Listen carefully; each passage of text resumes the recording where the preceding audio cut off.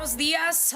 Good morning, Minnesota. I'm Representative Maria Isa Perez Vega, proudly serving the capital city of St. Paul's District 65B here in St. Paul.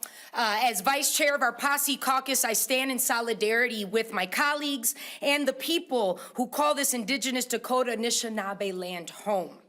We gather today as elected officials to address the harsh realities of policy and enforcement targeting our immigrant neighbors, family members, friends, union workers, and community organization partners. We aim to advocate and stand alongside our immigrant communities who face extreme challenges that threaten their livelihoods, particularly with the repeal of undocumented health care. What we are witnessing as a nation and in our state are MAGA tactics and politicians who have lost sight of humanity. As the GOP and leadership continue to negotiate and support laws that disassociate health and humanity, we want to address our concerns and commit to fighting for equity in our POCI caucus. These laws do not make Minnesota better. They dehumanize and they discriminate the people who contribute significantly to our state, this year paying over $222 million in taxes. The laws that are being repealed traumatize children, telling them their parents' and grandparents' lives do not matter. The use of military-style tactics during raids, such as the one on Lake Street that we witnessed last week, contributes to that fear and tension. That's not healthy. The rhetoric and increased enforcement actions create a climate of fear in our comunidades, scarring neighborhoods and traumatizing individuals, whether you're documented or not. Every time we begin our floor session, we pledge allegiance, concluding with the phrase, with liberty and justice for all. Regardless of birthplace, language, faith, citizenship status, human beings deserve dignity and respect, accessible preventive and life-saving medical care. It is unfortunate that leadership's decision to repeal health care for undocumented community members do not respect our values of standing for that liberty and justice for all. Our POCI caucus stand with our immigrant communities at the front lines and are working together tirelessly here in these chambers to fight not for charity, but for justice for all. We stand committed to continued challenges and we will not stop. No paramos. We will not give up fighting to save everyone's lives. As someone who lives with a chronic illness every day, I know what it's like when you have to determine, am I gonna be alive tomorrow? Or are the government gonna make these decisions on if my life depends on it? Let's do better, and we're not backing off. We're committed, si se puede. And with this, I'd like to introduce Senator Elise Mann. Thank you. Good morning, everyone. Thanks for being here. I'm Senator Elise Mann, Senate District 50, Bloomington and Edina. So we are here today because today is the day that Republicans are going to take away health care for 17,000 people. Today, they're going to increase our health care costs because hospitals are going to be left picking up the tab and subsequently passing that cost on to taxpayers. Today is the day that we are going to make our health care system worse as ER wait times increase and as clinic wait times also increase because the money that hospital systems have to pay for uncompensated care will no longer go to opening up clinic slots and staffing your ERs, your hospitals, and your clinics. And today, of course, is the day that Republicans are going to kill people. Breast cancer, colon cancer, cervical cancer, all of these things will go undiagnosed and people will die. Cruelty dressed up as fiscal responsibility. Republicans have lied and continue to lie about what it costs to provide access to care. $200 million, $600 million by the end of the biennium are the numbers that they keep saying and that we keep reading about. Well, since this racist monstrosity of a bill is likely going to pass today, we captured those savings in the HHS bill. And there is a line item in there for those savings, the savings that we get for increasing suffering of 17,000 people. Almost $14 million. That's what we're going to save this year. 14, less than 14. And next year it'll be 40. So a grand total of less than $54 million. So shockingly, we are not going to see the $600 million in savings that they keep promising us. The actual numbers are barely a rounding error in the state's budget. And two, we're gonna turn around, we're gonna double that number, we're gonna triple that number, and we're gonna give it to the taxpayers to pay for, as again, we have increase in uncompensated care, we're gonna have increase to employers who won't have employees to come and show up to work, we're gonna have decreased productivity as people who are ill and who are injured should go and get care and come back to work, but they won't be able to. And of course, we're gonna have decrease in tax revenue, because as we heard, this population pays $222 million in taxes, and that's gonna decrease when they can't work. We have already established that there is no fiscal argument to be made when we take away people's health care. This is pure cruelty, and it is purely political. As the federal Republicans are taking away the health care and the access to food to American citizens, as they are kidnapping lawful residents off of the streets, as they are mining your data, Minnesota Republicans had to do something. They had to scapegoat someone. And who better to scapegoat than people who just are trying to get by? As history has taught us, who better to scapegoat than immigrants? We offered, just so everyone knows, so that the chamber knows, so that the people who support Republicans know, we offered them changes to paid leave, we offered them changes to earn sick and safe time, we offered them changes to the non-compete bans, and they turned all of those things down because all they wanted was to make sure that these 17,000 people were left out to die, that we worsened our healthcare system, and that we decrease our tax revenue. That was the goal. I would like to say that it is a sad day in Minnesota, but truly it is a disgusting day in Minnesota. That's right. With that, up next, we have Jose Alvilar.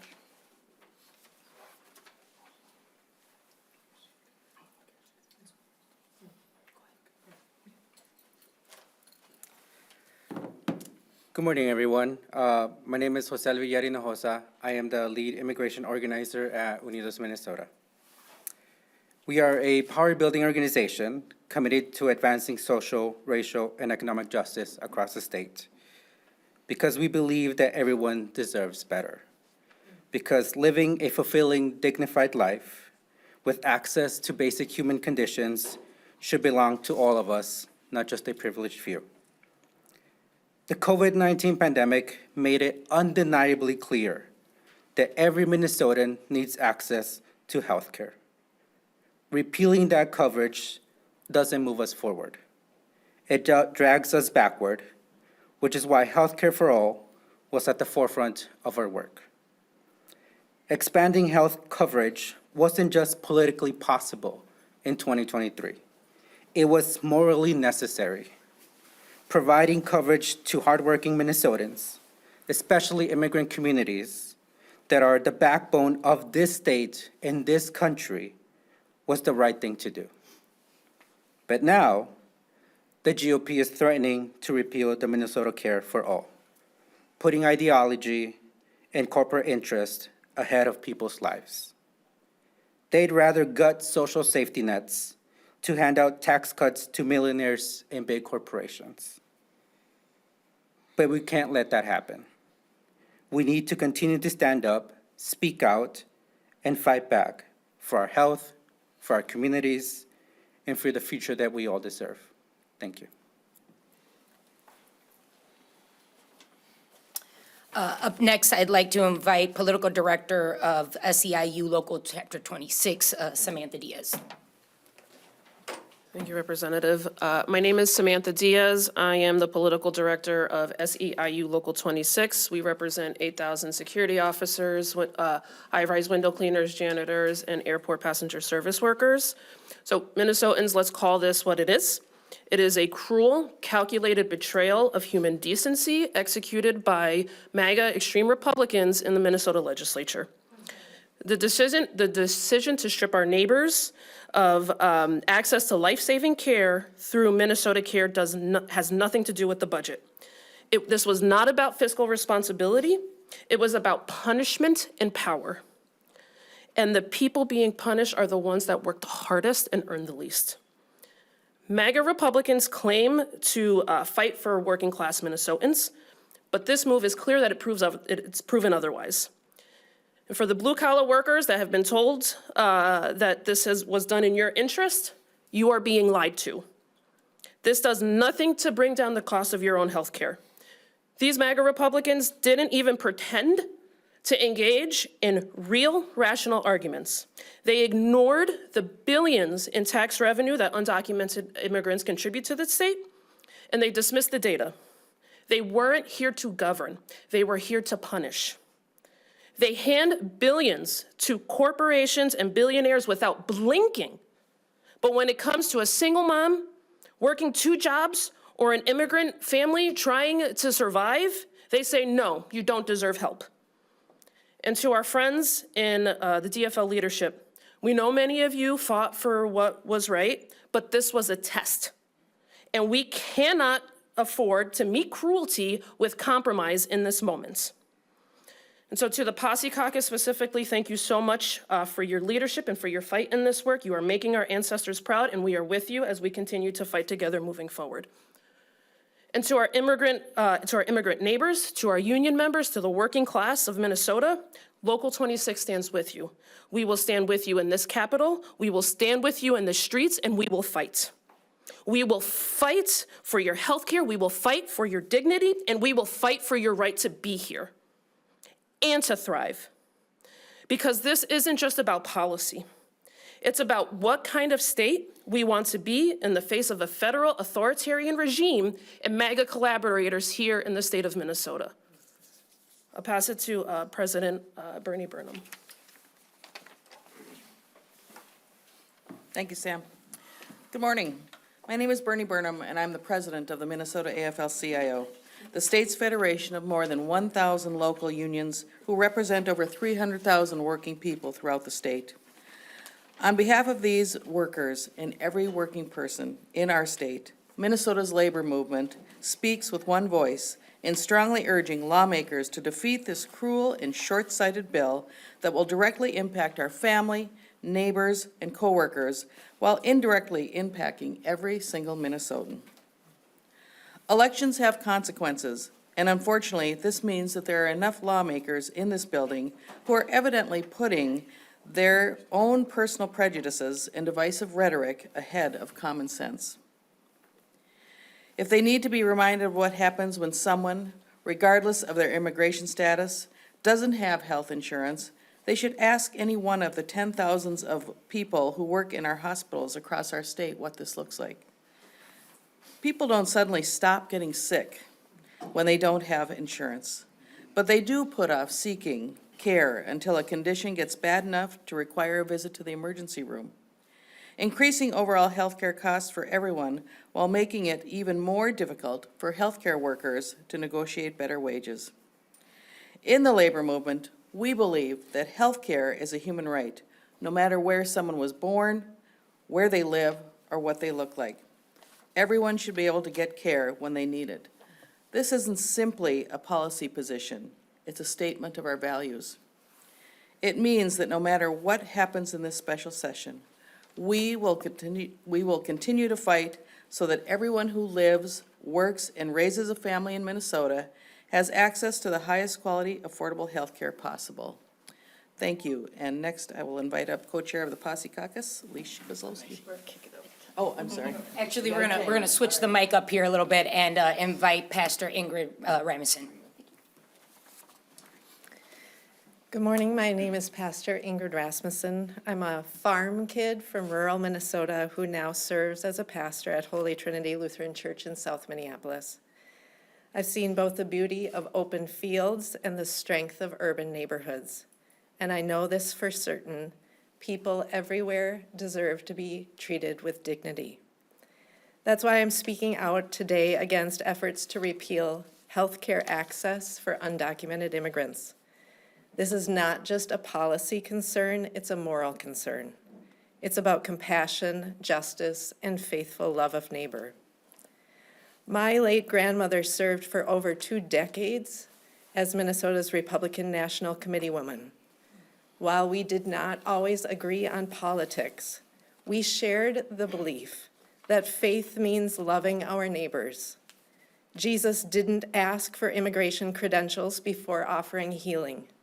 He saw suffering, and he responded with mercy.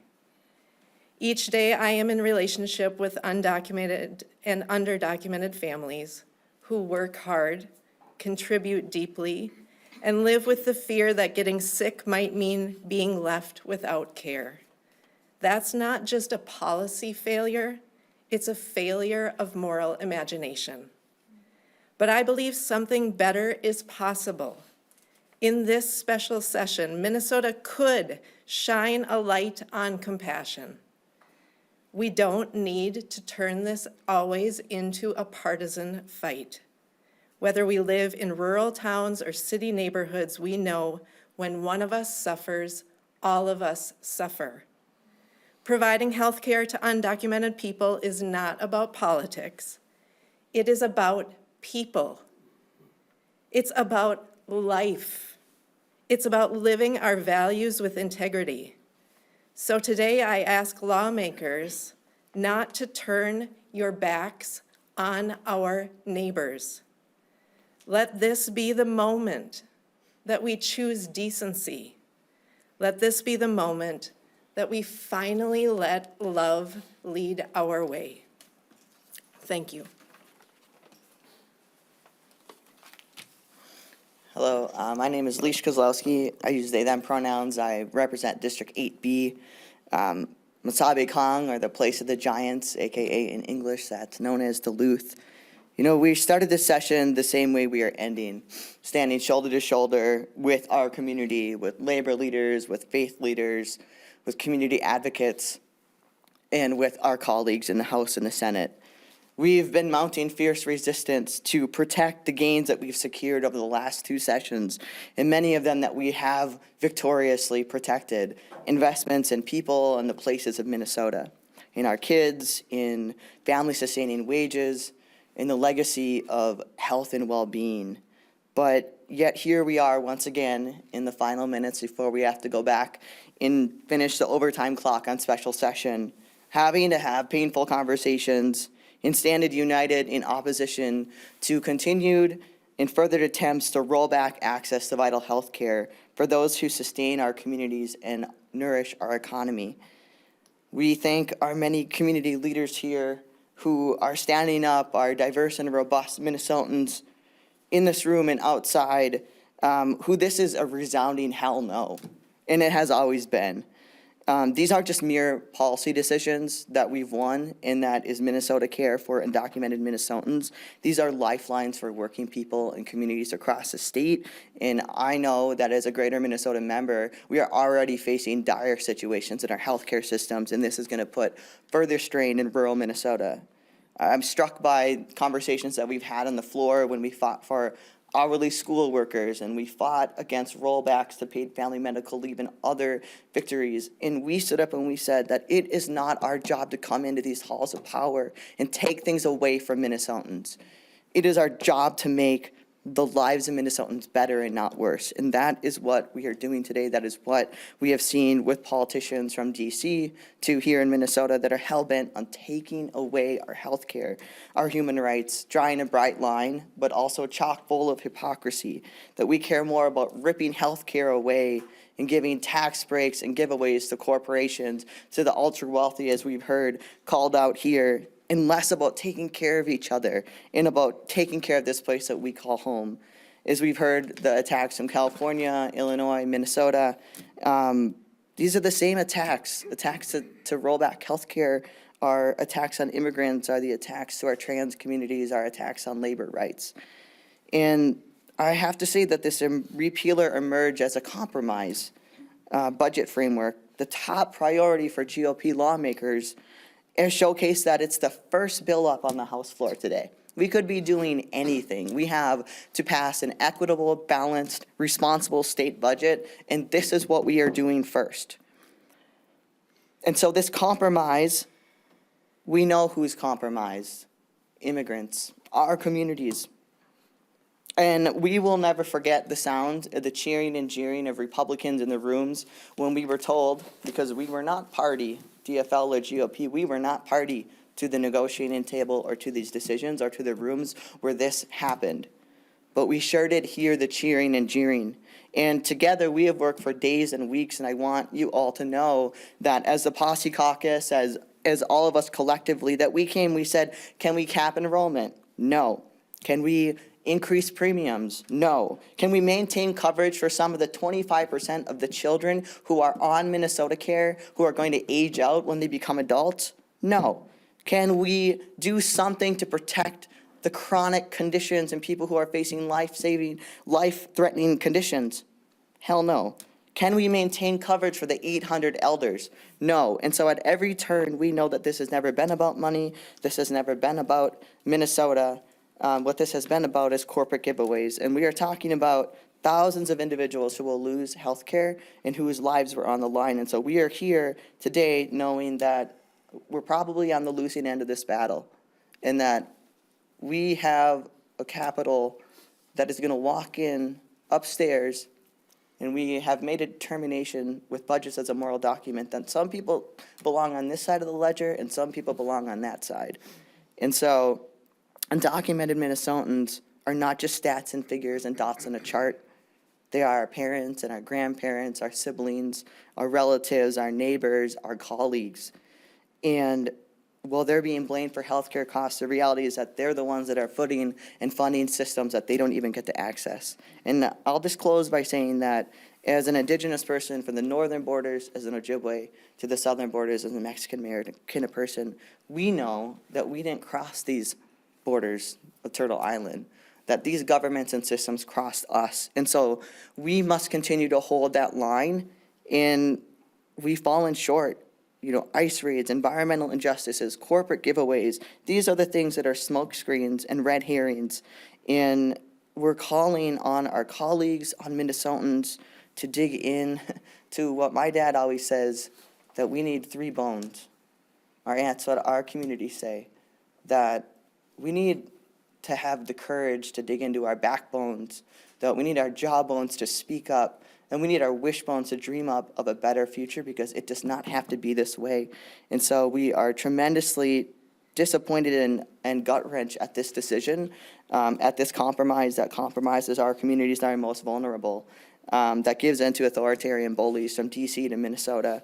But we want our community to know that we are not going to give an inch, and that we need to come together and rally, because we do not have to do this, that we can call on our courage, on our conviction, and our backbones and our wishbones, and use our jawbones and our bodies, that you need to come through us to get through our immigrant communities.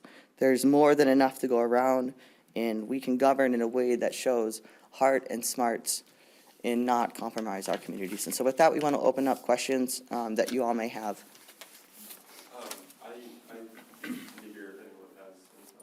The general sentiment of you all toward leadership is right now for negotiating this agreement? Is it, this was sort of a means to an end to get this budget passed, or is it more like you guys should have stood up for and would be for, this to not be part of this? Thanks for the question. Representative Cedric Frasier, co-chair of the POCI Caucus, District 43A, cities of New Hope and Crystal. Of course we wish we would have fought harder. We have a special session. We're here today. We could have fought this and come up, if this is what we're going to end up with, that could have been one of the deals that were made behind doors during the negotiations for an agreement for special session. So of course we wish we would have fought harder. We wish that we would have said to Republicans, if you want to take away health care from thousands of people, if you want to tell those individuals that the life-saving care that you're getting now will end, and you're likely going to lose your life, that you be out in front saying that. But we are not going to compromise and give you that, right? And one of the things I just want to add, we talked about the cruelty of this, and we talked about the fact that this isn't about being fiscally conservative, because this is not a fiscally conservative idea. It does not help us at all fiscally. We're going to pay more, we know that. But there is a poison pill in our health bill that says that if the governor doesn't sign this repeal, it kills the entire health bill.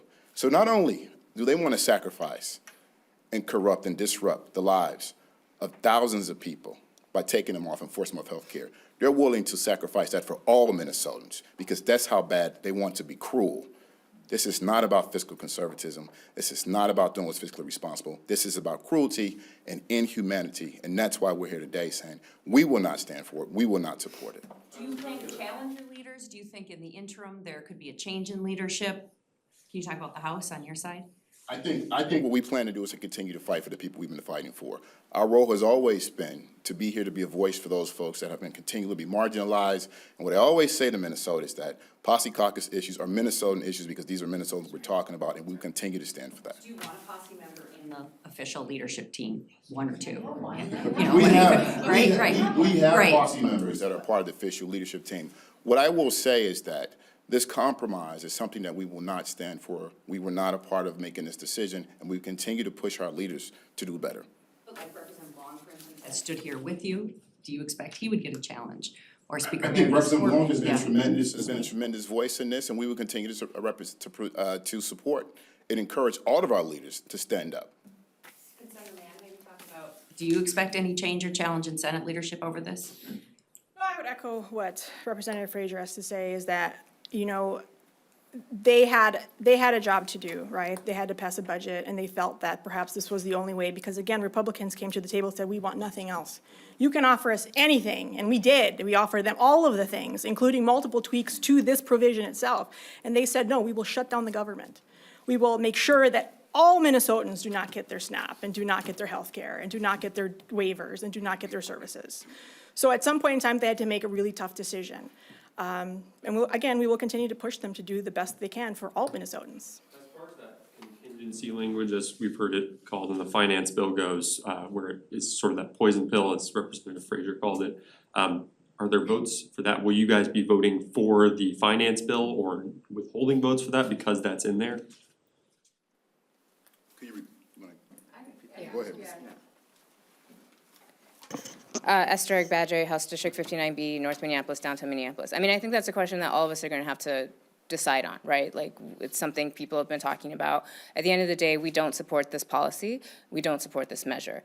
How we deal with the finance bill, I think, will probably be up to individuals in their districts. But as we have said, you know, we wish our leaders had done better. We wish the Republicans weren't so focused on cruelty and so focused on punishment and so focused on taking life-saving benefits away from people. And those are the types of things that we as a POCI Caucus will continue to stand for, will continue to fight for, will continue to make sure that everyone in Minnesota is heard and that everyone in Minnesota is protected. And so I think what you'll see today is you'll see a lot of pushing back on what's happening here today, and you'll also see us continuing to fight in the interim and in future sessions to make sure that we can get better policies for more people across the state of Minnesota. Outside of leadership who presumably will be voting for this solely to uphold the compromise, do you guys know of any DFL caucus members in either the Senate or House who do plan to vote for this provision? I didn't hear your question, Mike. Do you guys know of any members of the DFL House or Senate who do plan to vote for this provision outside of leadership? I think you'll have to just watch the board. Yeah. We've seen immigrant rights activists protest outside of Governor Walz's office and criticize the DFL for agreeing to this.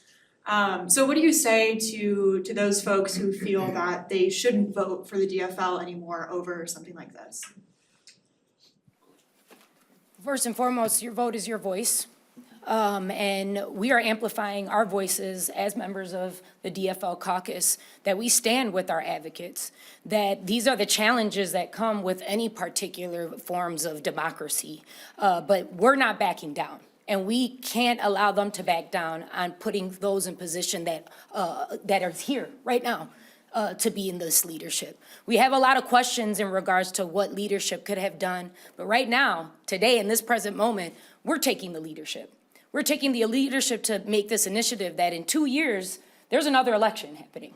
And folks get to decide what's going to happen. But right now, in this present time, I want you to take a look at everyone who's standing right here and those who can't be, because they're still trying to fight for this right now, to say that we're not backing away. And those conversations, you know, hold us accountable. We're holding leadership in our own caucus accountable. Absolutely, every day with these challenges, to say, hey, it's not just when you need a door knock. It's not just when you need your messaging to be clear. If your messaging is not aligning with all Minnesotans, there's a problem there. And we've seen that. But let's also put the steer on the ship here, This MAGA institution of racism and discrimination is bleeding. And we all bleed the same.